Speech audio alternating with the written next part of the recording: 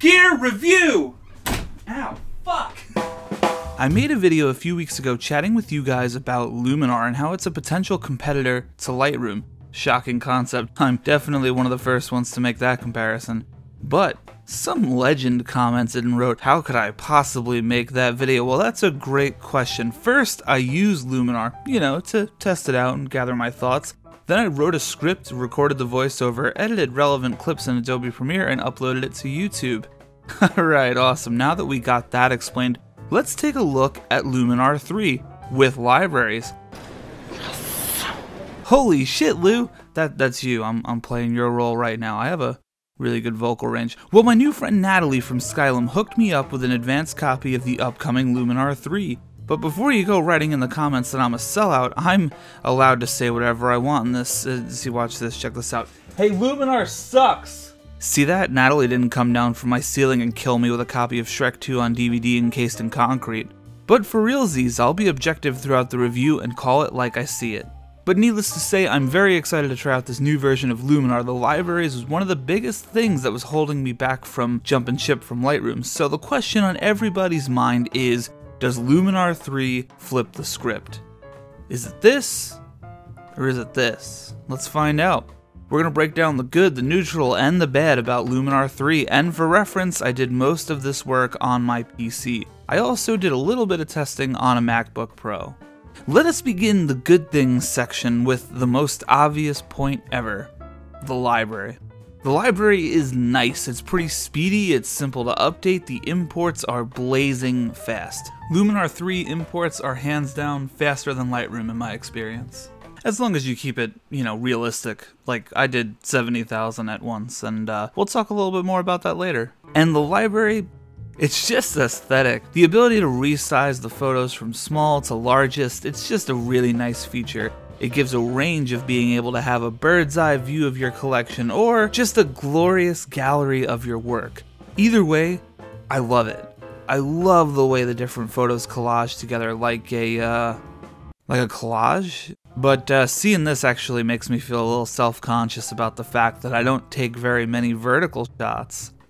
Something for 2019. Once you're in the editing view, Luminar 3 also gives you what they call the film strip, which is just a collection of your library photos, but it's single file, like a film strip. You can quickly jump to the next photo in your collection this way, and then easily copy and paste those adjustments over to another photo using the film strip. This is a new feature, and I gotta say, it's essential. It's something I've used a ton in Lightroom, and I'll no doubt use it a ton here.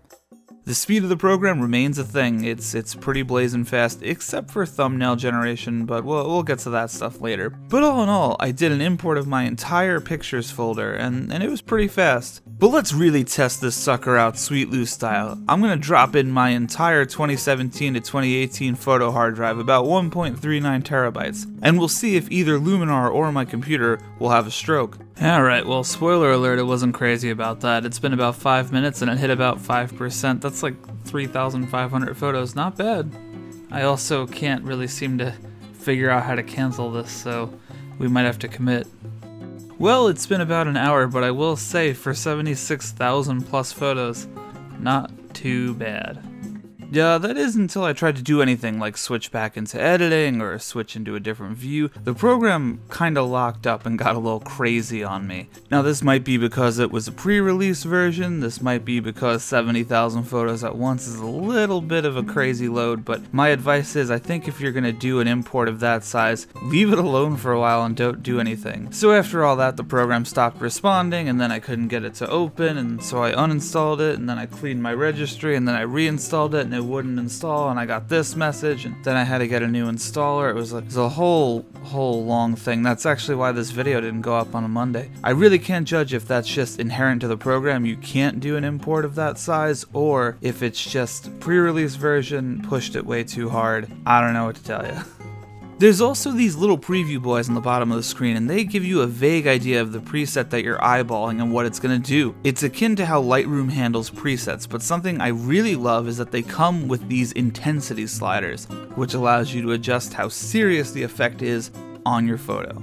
One of the things I found to be a double-edged sword within Luminar 3 is the organization. While it's dope that you can make subfolders and all that fun stuff, Luminar is going to pull in every photo from the location you tell it. So unless you do your culling and remove your crappy photos before you link your files into that magic hot folder, you're going to see everything you shot.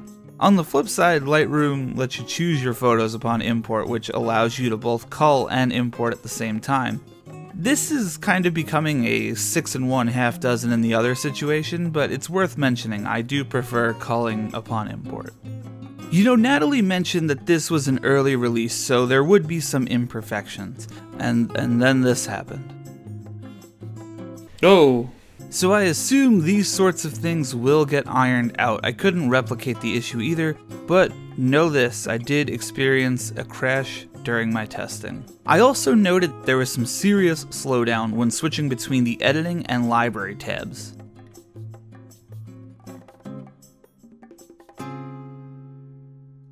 So while the bulk of the program is pretty damn fast, there are a few areas that are getting bogged down. Not sure if that's an optimization thing that needs to be worked out, but it is worth mentioning. And on the same line, let's talk about thumbnails. Thumbnails do take a little while to generate, especially upon reopening the program. And when you switch through your effects too quickly, sometimes you'll get a little bit of a slowdown. The changes won't be reflected immediately on the photo. On the bright side though, if you're a Lightroom user and you have experience trying to fly through your presets, then you know exactly what I'm talking about.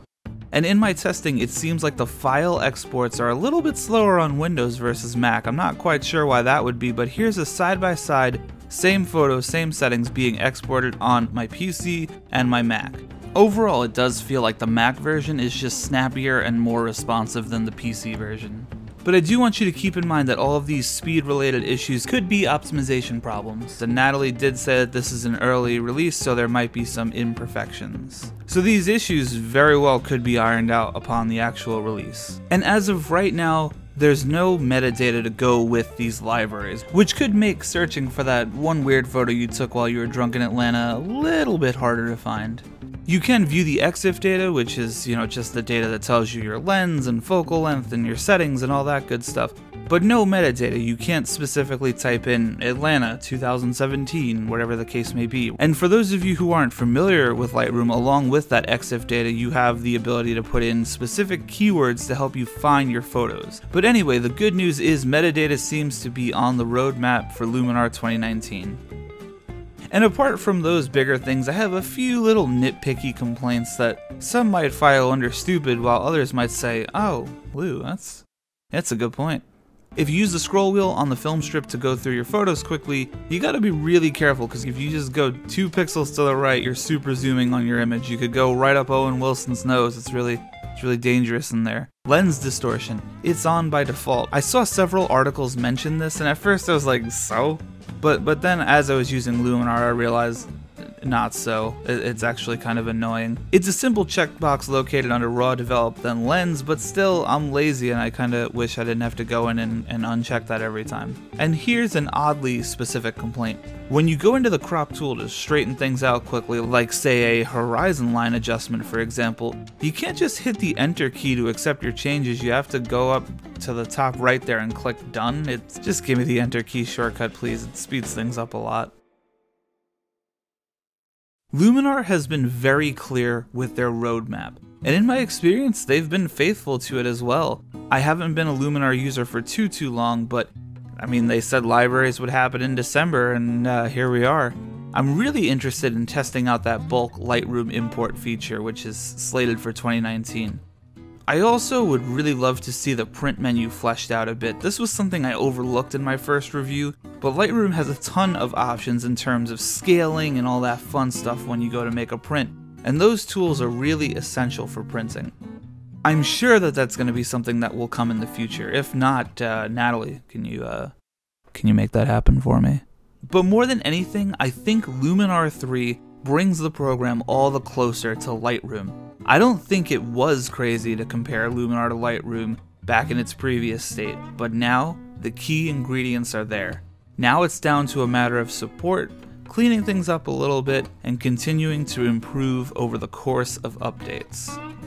I think in a year or so, the debate between Luminar versus Lightroom might be a very different conversation. And that said, I don't think Adobe's going anywhere. They're a huge company that many people have been with for years. But with their subscription model, their sluggish performance, and how do I say this nicely, less than great updates, Luminar is really starting to make this less of a struggle to jump ship. For the professionals who are deeply ingrained in their Lightroom workflows, I encourage you to, at the very least, take Luminar for a test spin. The trial is free, and I mean, at this point, it's worth the time to see if it can work for you. What do you have to lose? And on that note, if you like the free trial and you want to buy the program, you can use promo code SWEETLU to get yourself a sweet $10 off. And that helps out the channel too, which is cool. But I completely understand if you don't have the money or you don't want to spend the money on it, just, I don't know, get a bunch of emails and keep doing the free trial. You didn't hear that from me, Natalie. Moving forward, I intend on using Lightroom and Luminar 3 side by side. Luminar 3 brings a ton to the table, and I really have enjoyed my time using the program. But I want to become a longer term user so that in 6 months from now I can come back and give some really informed opinions on what it's like to use this program in the long haul. I really do love this Luminar 3 update. The library is awesome, and apart from some of the weirdness I experienced, which like I said could just be because it was a pre-released version that I was testing out, I think a lot of people will really enjoy this. Thank you so much to my friends over at Skylum who let me try this out early. That was really cool of them. Again, these are just my opinions. This program may not work for everybody, but for someone like me, I think it fits into my workflow pretty nicely. So once Luminar starts knocking off the rest of their roadmap, who knows? Maybe this will be a Luminar channel. Thank you so much for tuning in, guys. As always, I really appreciate the support. You can hit that subscribe button, that'd be cool, and do something to the bell and the like button. And hey, if you're feeling crazy, give it a share too. How about that? That was a funny joke that I put the picture of share up because it sounds like the word share. Alright, bye.